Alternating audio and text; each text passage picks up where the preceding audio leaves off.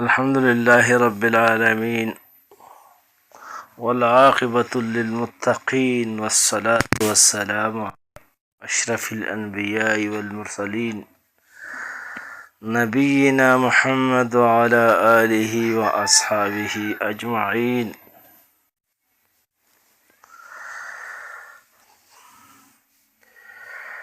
دا من دا قرآن کریم لفظی ترجمه د دې مقصد د پاره شروع کو چې په دې باندې موږ په خپله هم پوه شو او دا نورو خلکو ته هم ورسوو، ولې چې دا د الله کلام چې کومه دی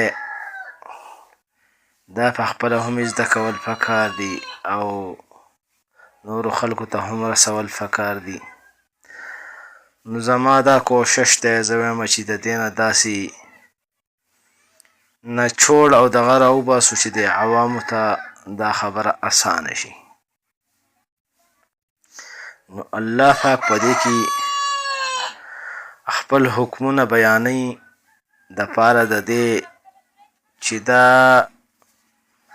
دا خلق زده کړي او بیا پرې عمل وکړي، نو دا به د الله پاک د رضامندۍ یو سبب وي. نو زه دا حکمونه چې کوم راغل دي دا مختصر بیانومه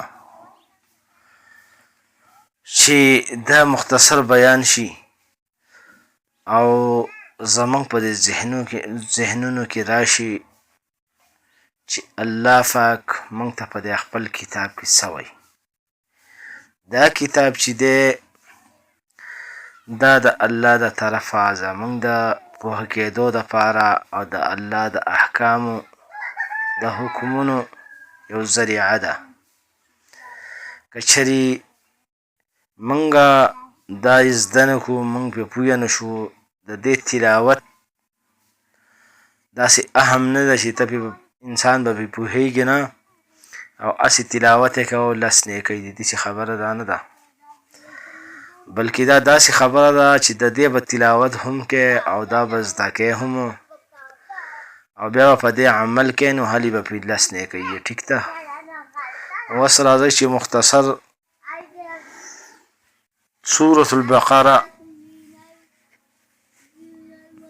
په دې کې چې کوم احکام راغل دي نو هغه راځئ چې مختصر بیان کړو، نو بیا به د هغې نه مخې ته مونږ ځو.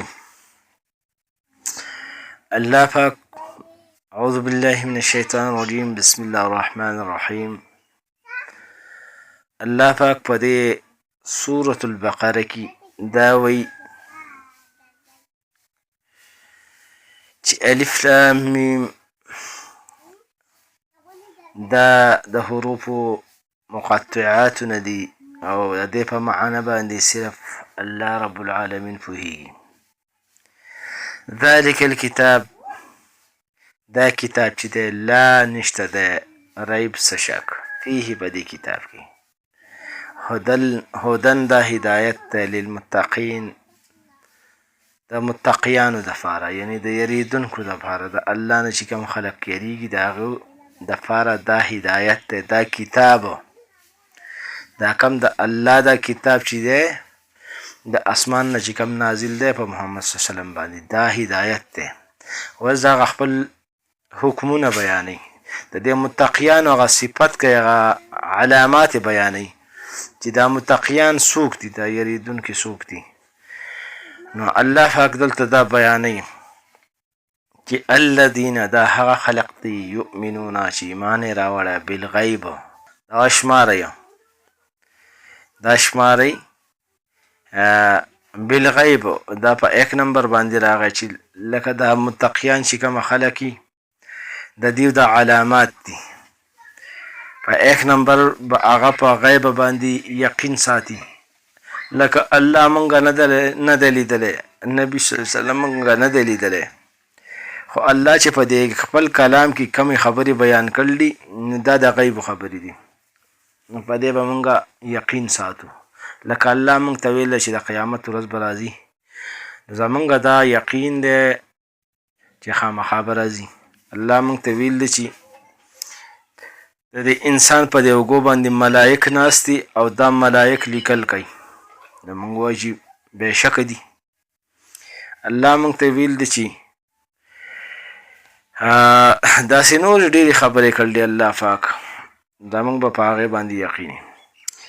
دی بالغیب ایمان بالغیب چې دی دا په 1 نمبر دی، دا عقیدې مسله ده په دې کې. ویقیمون الصلاة او قایموي منځونه، یعنې منځ چې کومه دی دی په 2 نمبر ذکر کړی دی چې دا به همیشه په خپل خپل ټیمونو چې دا منځونه کوم الله پاک مقرر کړل نو دا به خپل منځ همیشه کوي په خپل خپل وخت باندې. ومما رزقناهم ينفقون او دیوله چې موږ کوم رزق ورکړی دی کومه نه دغه موږ ورکړی دی مال دولت، نو دا به د هغوی نه خرچه کوي په لار د الله کې. لار د الله نه مراد دا ده چې چېرته غریبانی رشته دار غریبانی یا ګاونډیان غریبانی یا په کلي کې څوک غریبانی یا په علاقه کې څوک غریبانی د خپل وس مطابق په دا د هغو سره امداد کوي. والذین یؤمنون دغه په 3 نمبر شو دغه خرچ کولو د مال د خرچ کولو ده. په 4 نمبر بیا د هغې دا علامه ده چې والذین یؤمنون بما انزل الیک وما انزل من قبلک. د دې مطلب دا ده چې وایي دا هغه کسان دي، بس دا 4 نمبر علامه دا ده چې د دغه کسانو به دا یقیني او دا ایمان به چې الله پاک نبی صلی الله علیه وسلم ته کم کتاب نازل کړی یعنی دا قرآن کریم په دې به هم ایمانی او د دې نه مخکې چې په نبیانو کوم نازل شو دي نو په هغې باندې به هم ایمانی. وبالآخرة هم یوقنون او دا به په آخرت باندې هم یقین ساتي او ایمان به پې ساتي. څو نشانې شوې؟ دا 5 نشانې شوې. صحیح شوه؟ ایمان بالغیب، نمبر 2 منځ، نمبر 3 د مال خرچ کول په لار د الله کې، نمبر 4 څه چې نبي صلی الله علیه وسلم ته نازل شو دي، نمبر 5 او څه چې د دې نه مخکې په نبیانو نازل شو دي، نمبر 5 وبالآخرة هم یوقنون او په آخرت باندې ایمان او یقین ساتي. بیا دا کسان څه دي؟ دا کسان بیا دا دي اولئک علی هدن، دا کسان چې دي دا په هدایت باندې دي من ربهم د طرفه د رب خپلنا، و اولئک هم المفلحون او هم دغه خلق چې کوم دي دا کمې نشانې چې ما شاته وویلې کمې چې تېرې شوې دغه علامات چې په چا کې یي او په ځان کې راولي او دا د یو مؤمن کار دی چې هغه په ځان کې دا علامات او دا خوبیانې راولي، نو الله پاک وایي چې دغه کسان چې کومه دي دا د طرفه د رب خپل نه په هدایت دي او هم دا کسان کامیاب دي. داسې خو په دې کې نورم کم چې دا نور دغه دي خو زه دا خاص حکمونه راوړم. نو دا کتاب چې دی دا ټول د جواهرو او د لال او د جواهرو نه ډک دی. په دې کې داسې څه الفاظ نه دي، څه داسې دغه پکې نشته چې بېکار ټول د کار خبرې دي او د الله خبرې دي. خو زه ترې مختصر خبرې اخلم د دې لپاره چې موږ په دې خبرو باندې پوه شو. صحیح شوه؟ دا کومې خبرې چې دا نورې دي لکه مثال فتور د دې نه چې وروسته دی چې ان الذین کفروا سواء علیهم اانذرتهم ام لم تنذرهم لا یؤمنون، دا هم زموږ دپاره دي. دا د هغو مثالونه ورکوي دغه زړو خلکو، خو دا چې په زړو خلکو کې کمې نشانیانې وي او دا نشانیانې نن په موږ کې هم وي، نو دا موږ هم په دغه زمره کې راځو. داسې نه ده چې دا دغه نورو خلکو دپاره په هغه وخت کې و، دا بعضې کسانو دا په هغې باندې قیاس کوي چې دا د هغوی دپاره او زموږ دپاره نه دی. نه، دا ټول قرآن زموږ دپاره او د قیامت ته پورې دی.